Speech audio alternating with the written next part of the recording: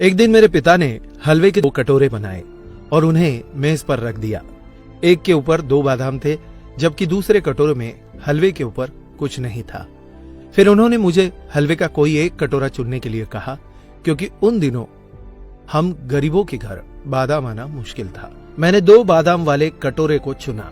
मैं अपने बुद्धिमान निर्णय पर खुद को बधाई दे रहा था और जल्दी जल्दी मुझे मिले 2 बादाम वाला हलवा खा रहा था। परंतु मेरे आश्चर्य का ठिकाना नहीं था जब मैंने देखा कि मेरे पिता वाले कटोरे में हलवे के नीचे 4 बादाम छिपे थे।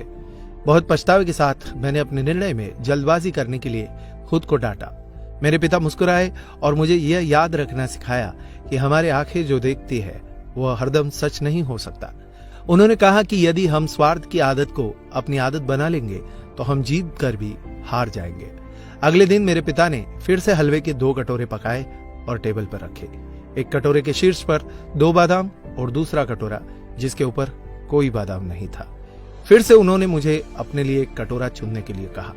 इस बार मुझे कल का संदेश याद था, इसलिए मैंने शीर्ष पर बिना किसी बादाम वाली कटोरी को चुना। परंतु मेरे आश्चर्य करने के लिए इस बार इस कटोरी के नीचे एक भी बादाम नहीं छिपा था। फिर से मेरे पिता ने मुस्कुराते हुए मुझसे कहा, मेरे बच्चे, हमें हमेशा अनुभवों पर भरोसा नहीं करना चाहिए, क्योंकि कभी कभी जीवन हमें धोखा देता है या हम पर चालें खेल सकता है। स्थितियों से कभी कभी ज्यादा परेशान या दुखी न हो, बस अनुभव को एक सबक के रूप में समझो जो किसी भी पाठ्य पुस्तकों से प्राप्त नहीं किया जा सकता। तीसरे दिन मेरे पिता ने फिर से हलवे के 2 कटोरे पकाए। पहले 2 दिन की तरह एक कटोरे के ऊपर 2 बादाम और दूसरे के शीर्ष पर कोई बादाम नहीं। मुझे उस कटोरे को चुनने के लिए कहा जो मुझे चाहिए था, लेकिन इस बार मैंने अपने पिता से कहा, पिताजी पहले आप चुने।